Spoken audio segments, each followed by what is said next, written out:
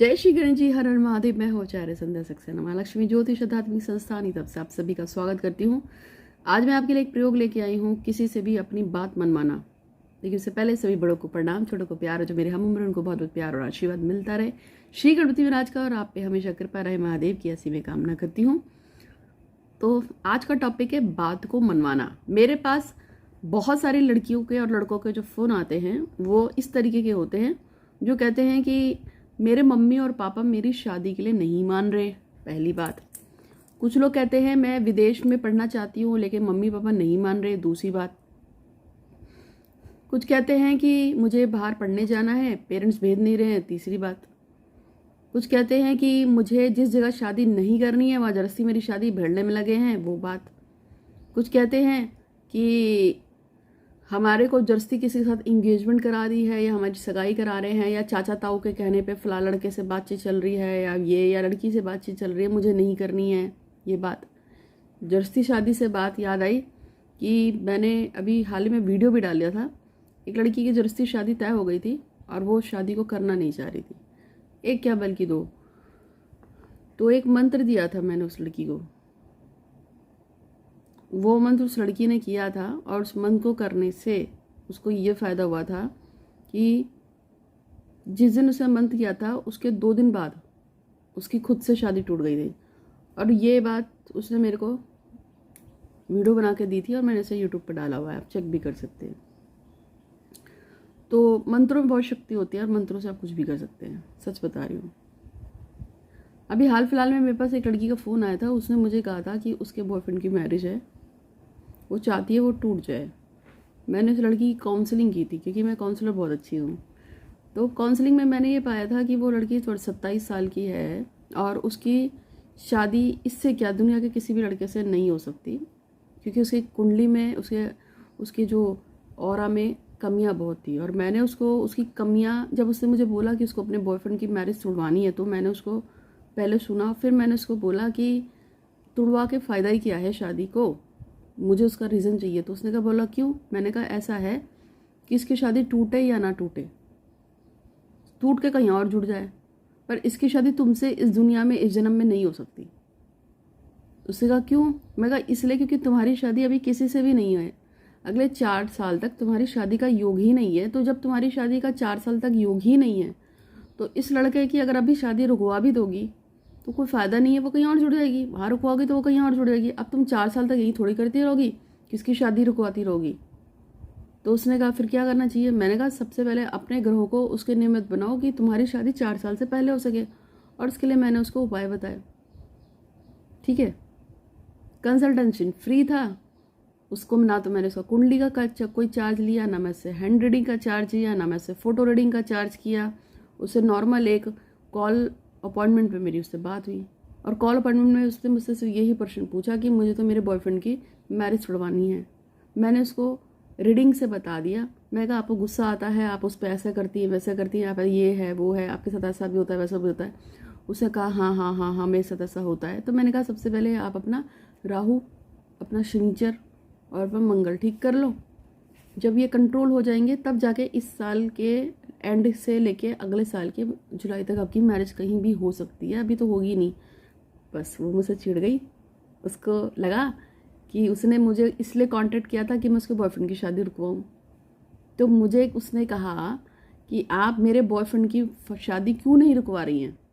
तो मैंने उसको बोला कि मेरे को एक बात बता, तेरे 200-400 रुपये के लिए मैं इतना बड़ा पाप अपने सर पे ले लूँ कि अच्छे खासे लड़के की शादी तय हो गई है, अच्छे घर में तय हो गई है, और मैं सिर्फ इसको इसलिए तुड़वा दूँ क्योंकि तेरी गरज है, जबकि तुझे पता है कि तेरी शादी उससे अभी होनी नहीं है।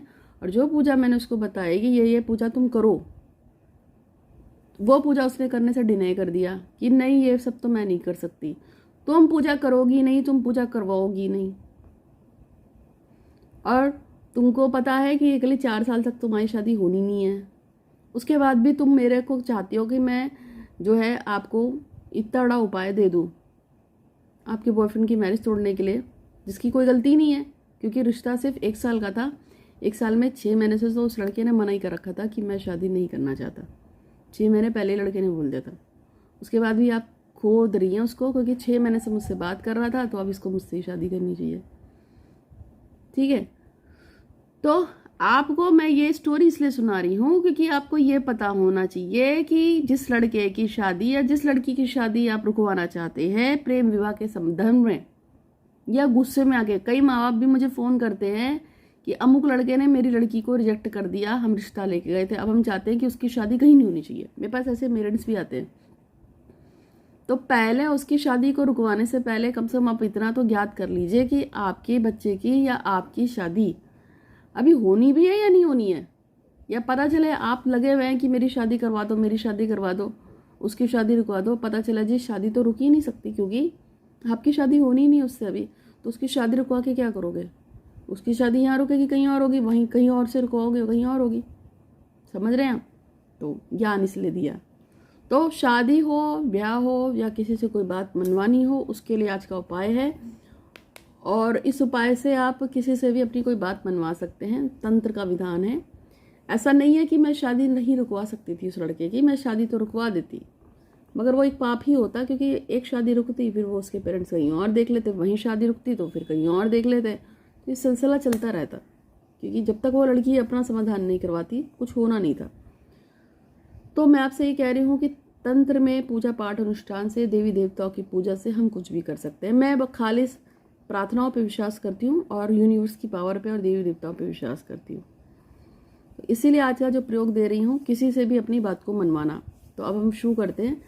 इसके लिए ये प्रयोग मैंने कुछ साल पहले भी दिया था और ये प्रयोग बहुत ही कारगर है। इसमें आपको क्या करना है, आपके मम्मी पापा नहीं मान रहे या आपका पति किसी खास बात के लिए नहीं मान रहा है या आपकी बहन भाई किसी बात के लिए नहीं मान रहे हैं, तो आपको बस इतना करना है कि खाना बनाने से पहले थोड़ा सा प्याज ले लेना है और प्याज को खूब अच्छी तरह से निचोड़ लेना है, उसका रस निकाल लेना है। आप मिक्सर का प्रयोग करेंगे, पानी का प्रयोग बिल्कुल नहीं करेंगे।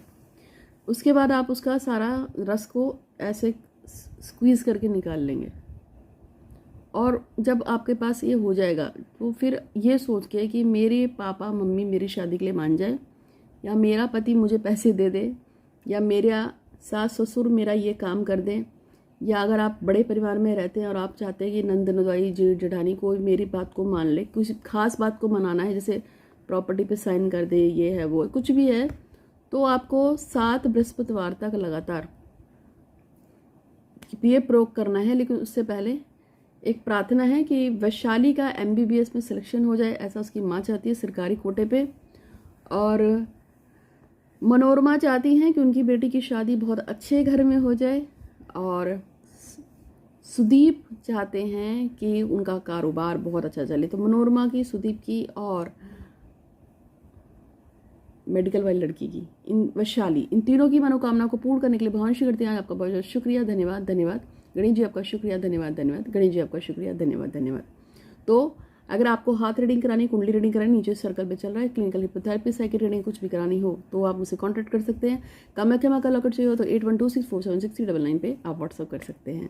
तो अब मैं आपको बता देती हूँ, ब्रश निकालने के बाद आपको उसको निचोड़ लेना है और आप इसको डेली भी कर सकते हैं, वरना आप इसको 7 बृहस्पतिवार करेंगे। और रोटी पे इस उंगली से उस व्यक्ति का नाम लिखेंगे, जैसे रामपाल सिंह, पूरा नाम लिखेंगे और उसके साथ साथ जब लिख रहे हैं तो बोलते जाएंगे, रामपाल सिंह मैं चाहती हूँ कि तुम मेरी बात को मानो। अगर तो अपने पापा मम्मी के लिए कर रहे हो तो आप बोलेंगे कि जैसे आपके पापा का नाम है विजेश्वर प्रसाद, तो ये विजेश्वर प्रसाद जी मैं चाहती हूँ कि आप मेरी शादी अमुक लड़के से करवा दें या अमुक लड़की से करा दें। उसको लिखने के बाद वो रोटी आपको अपने उस व्यक्ति को खिलानी है जिस व्यक्ति को आप अपने फेवर में करना चाहते हैं। 7 बृहस्पतिवार के प्रयोग करने से वो व्यक्ति आपके फेवर में हो जाएगा और आपके उससे पहले भी हो सकता है पहली रोटी में हो जाए। प्याज का वशीकरण बोलते हैं इसको। और उम्मीद है कि आपको ये वीडियो पसंद आएगा, अच्छा लगा तो लाइक कीजिएगा, शेयर कीजिएगा और हमेशा खुश रहिए। आज के लिए इतना ही, धन्यवाद।